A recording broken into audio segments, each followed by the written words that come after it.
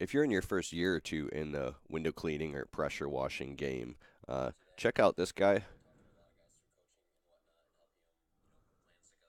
It's not showing. Anyways, uh, Service Industry Coach just put out a video. This name of the channel, Service Industry Coach.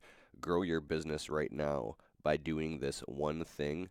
And he's talking about just aggressively and diligently marketing your business. It's a really good video. So I just want to say, hey, if you watch my stuff and maybe you haven't found his channel by chance, it's really good and there's a lot to learn. And I really think it's about the style of communication. There's some YouTubers, authors, people, oh, the person's so awesome, and I'll try to listen to them, and I'm like, I can't even listen to this person just because the way they communicate just triggers something inside of me where I can't listen, where somebody else loves. Like, there's people who love my stuff, and other people like can't stand me. They're like, I cannot stand listening to that Keith guy. I'm gonna vomit, right?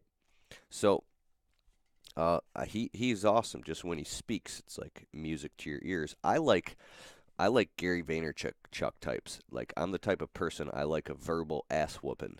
When people, do you like that? Like I like people who are so straight up that they're actually an asshole.